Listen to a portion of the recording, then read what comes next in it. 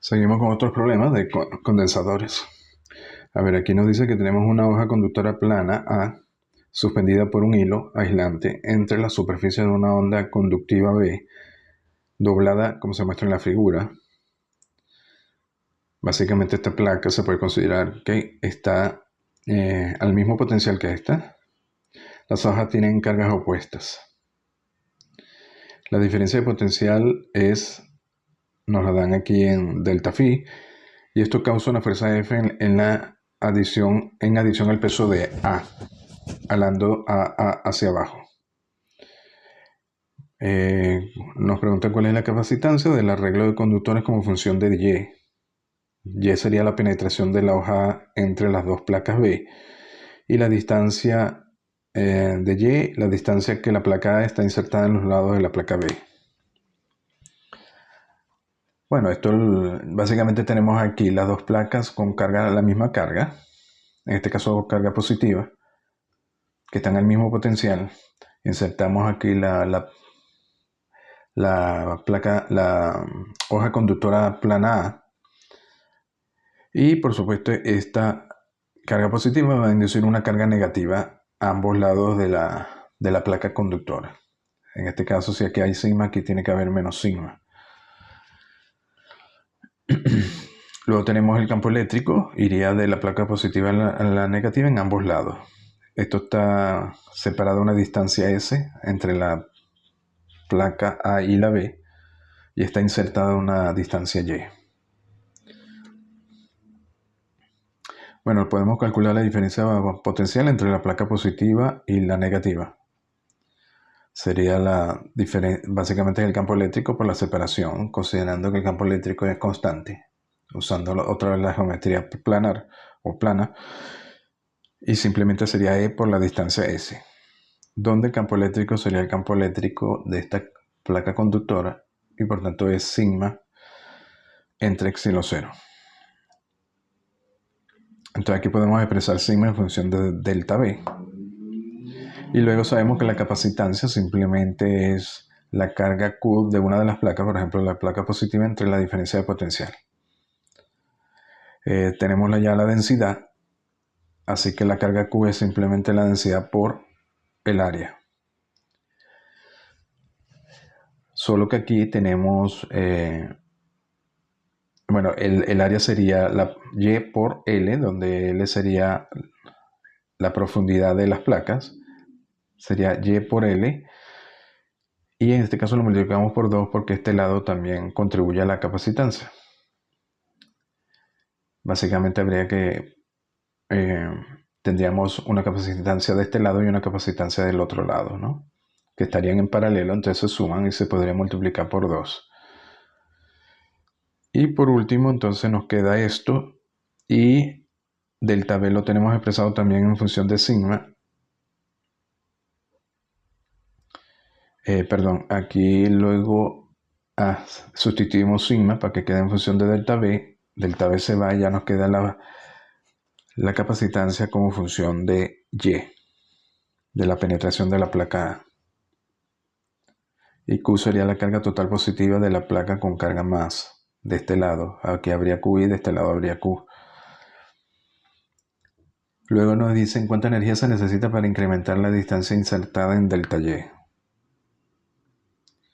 Bueno, sabemos que la capacitancia como función de Y es proporcional a Y, así que delta C como función de delta Y es simplemente 2 epsilon 0 L entre S por Y, aquí lo sustituimos por delta Y. Y vamos a usar para la energía del capacitor la fórmula 1 medio de Q cuadrado entre C, donde C luego lo sustituimos por este valor y Q sería constante, porque la carga se mantiene constante, esta carga positiva.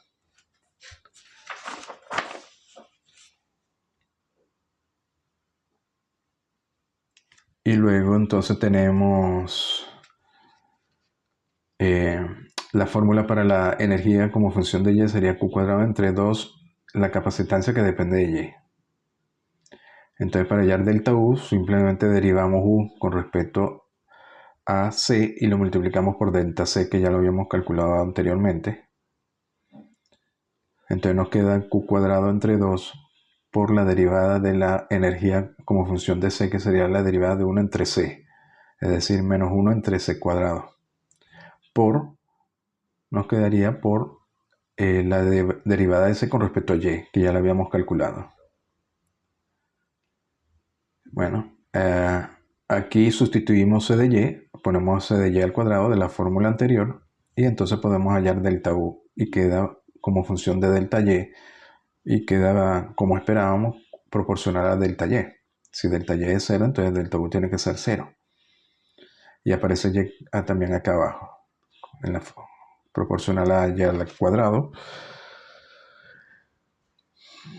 Luego vamos a sustituir Q cuadrado, el Q, para que quede en función de delta B. Entonces nos quedaría, bueno, Q sabemos que va a ser 2 veces porque son 2 placas B por el área por la densidad. Y la densidad la ponemos en función de delta B. Sustituimos aquí y ya nos queda delta U en función de delta Y y delta B. Y bueno, nos queda proporcional a delta Y y a delta B al cuadrado. La parte C, entonces nos dicen, encuentra una expresión para la diferencia de potencial delta phi en términos de F y las dimensiones relevantes de las placas. Bueno, ahora tenemos que relacionar como delta B con la fuerza F.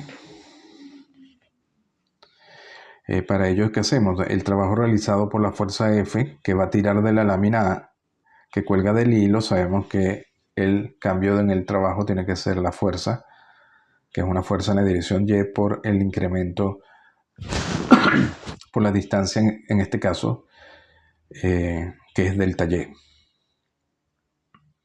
Luego este trabajo lógicamente se va a convertir en energía eléctrica, así que relacionamos el cambio de la energía delta U en función igual a menos W. Delta U lo tenemos de aquí y esto tiene que ser igual a Fy delta Y. Al final delta Y se va y de aquí podemos despejar entonces delta B en función de la fuerza. Queda proporcional a la raíz cuadrada de S, de la separación S y de la fuerza Fy entre L. Queda proporcional a la raíz cuadrada de la fuerza.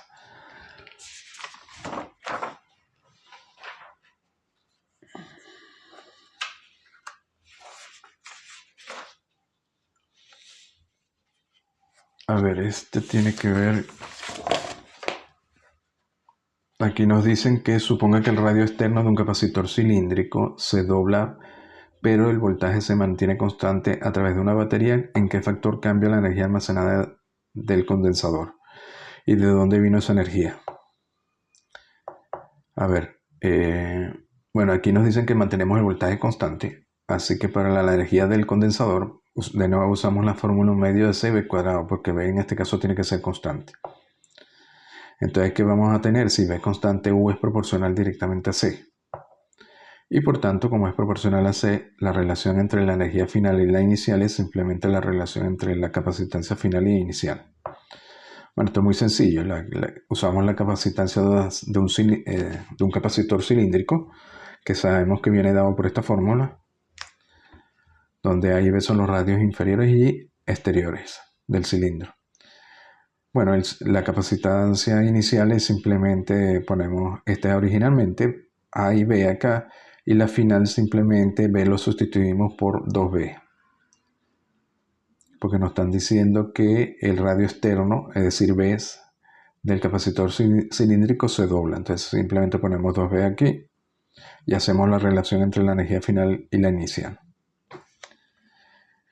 Y nos queda esta relación, como aquí aparece el logaritmo neperiano de 2b y aquí el logaritmo neperiano de b, esto va a ser menor que 1. Entonces, efectivamente tenemos una pérdida de energía.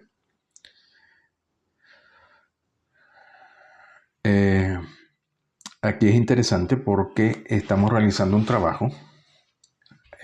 Tenemos que realizar un trabajo contra las fuerzas eléctricas para separar las armaduras.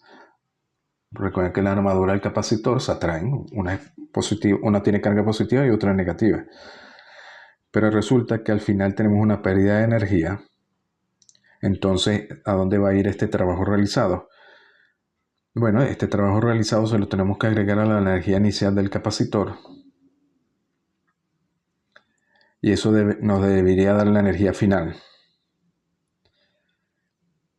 Entonces, en principio uno podría encontrar que la energía final debería ser mayor que la inicial, pero hemos visto que tiene que ser menor que 1, es decir, tiene que haber una pérdida de energía.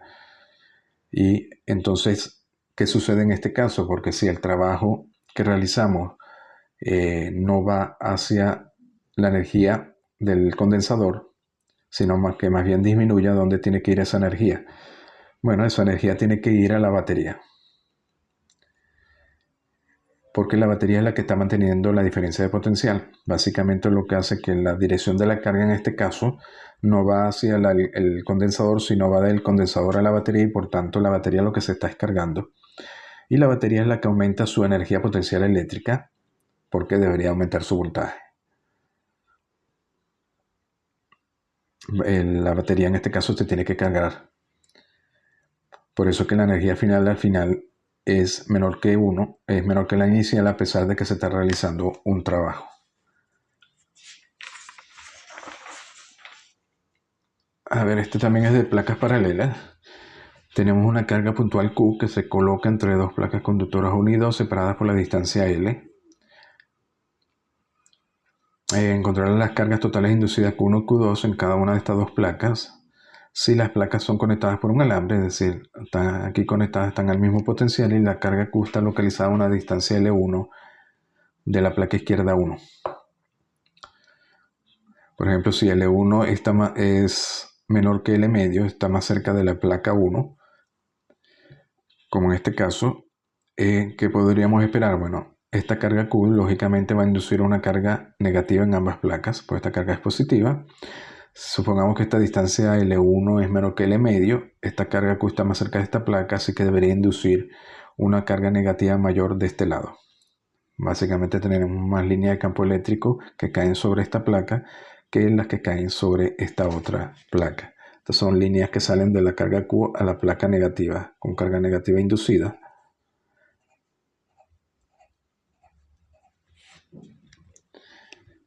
Entonces esperaríamos que de este lado hay más placa negativa inducida, así que tenemos un campo eléctrico mayor. Y aquí lo representamos con unas líneas más densas de líneas de campo eléctrico. Ahora, ¿cómo podemos calcular esta carga Q1 y Q2, no? Bueno, aquí tenemos un dato de que la diferencia de potencial entre estas dos placas tiene que ser 0 porque están conectadas por un alambre. Pero esa ecuación nos daría, no sería suficiente para calcular Q1 o Q2, ¿no? Vamos a necesitar otra ecuación. Otra cosa, esta carga Q está rodeada por estas dos placas, así que va a inducir una carga negativa en ambas placas, y esa carga negativa debe ser igual a menos Q, porque esta carga Q está totalmente rodeada por estas dos placas, así que la carga inducida debe ser igual a la carga que lo induce, que es Q, el negativo, es decir, menos Q. ¿Cómo calculamos Q1, Q2? Bueno, podemos hacer un truco, porque nos están pidiendo es Q1, Q2, ¿no? Y no nos están pidiendo es la distribución de la carga. La distribución de la carga es más compleja, pues es una carga puntual. Los puntos más cercanos a la carga puntual, el campo eléctrico es mayor, así que la carga inducida debería ser mayor y luego se va haciendo menor. Es decir, la densidad de carga no debería ser uniforme.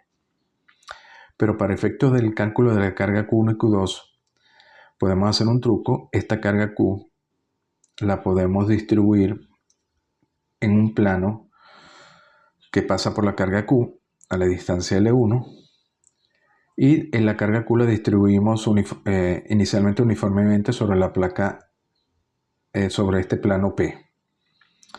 ¿Qué va a hacer? Bueno, esta se va a distribuir, una parte de esa carga Q se queda de este lado, y otra carga se queda de este lado, porque los campos eléctricos tienen que ser distintos, porque esta placa, supongamos que está más cerca de la placa 1, debería generar un campo eléctrico E1 mayor que E2. Entonces, con ese truco podemos calcular la carga Q1, Q2, suponiendo que las distribuciones son uniformes a ambos lados, porque eso no afecta el cálculo de la carga Q1, Q2, ¿no? Ya sea que la distribuimos sobre una placa o la ponemos puntualmente sobre la carga Q, porque al final la carga inducida va a ser menos Q. Entonces, no importa cómo esté originalmente distribuida, por eso la podemos distribuir en un plano P, que es paralelo a las placas. Si hacemos esto, se facilita, porque entonces estos campos eléctricos E1 y E2 los podemos considerar uniformes. Entonces podemos calcular la diferencia de potencial entre la placa 1 y la placa 2. Simplemente como E1 por esta distancia, que es L1, y E2 por esta distancia, que sería L, esta distancia que sería L menos esta, que es L1, L menos L1. Que ya lo pusimos con el signo correcto, porque fíjense que si ponemos la diferencia de potencial entre las placas 1 y 2, ponemos positiva si el campo eléctrico va a la izquierda, entonces este término iría positivo, y este campo eléctrico que va a la derecha entonces iría negativo. Luego tendríamos otra ecuación, porque la carga inducida, Q1 y Q2 negativas, tiene que sumar menos Q. Es decir, Q1 más Q2 tiene que ser igual a menos Q. La carga inducida sigue siendo menos Q, ya sea que esté distribuida aquí uniformemente o directamente en una carga puntual Q. Esta ecuación la dividimos entre S. Q entre S es directamente la densidad de carga inicial. Sería esta carga distribuida entre el área de esta placa, que es el mismo área de las placas paralelas. Y al final nos queda sigma es igual a menos sigma 1 más sigma 2. Luego, como los campos eléctricos los consideramos uniformes aquí, simplemente son proporcionales a las densidades, así que E1 va a ser sigma 1 entre epsilon 0 y E2 sigma 2 entre epsilon 0. Entonces aquí de la ecuación 1 sustituimos E1 y E2. Y luego de aquí de la ecuación 3 sustituimos, por ejemplo, sigma 2 en función de sigma y sigma 1. Y ya de aquí podemos despejar sigma 1 para que nos quede en función de sigma y de L1 y L. Entonces despejamos sigma 1, nos queda en función de sigma, de L1 y de L. Sigma 2 sería entonces menos sigma 1, y también nos queda en función de sigma, L1 y L. Y luego la carga que nos piden sale directo, porque simplemente serían las densidades por la superficie, porque aquí estamos trabajando con densidades uniformes a ambos lados, ¿no? De la placa P. Sería simplemente Q1 sería menos sigma 1 por S, y Q2 sería sigma 2 por S. Aquí al multiplicar por S nos quedaría sigma por S, que es Q, y al final nos queda Q1 y Q2, que es proporcional a Q y a L1. Bueno, vemos que hay una relación lineal, ¿no? Básicamente es simplemente la carga inducida. Por ejemplo, Q1 sería proporcional a Q. Y bueno, en este caso Q2 sería proporcional a L1 y Q, porque es como si tú mantuvieras una relación lineal. De hecho, si hacemos L1 igual a L medios, vemos que Q1 sería igual a Q2 y sería igual a menos Q medio. Y si L1 es menor que L medios, si L1 es menor que L medios, Q1 nos daría mayor que Q2, porque la carga Q estaría más cerca de la placa 1 que de la placa 2. Bueno, terminamos aquí, después seguimos con dieléctricos.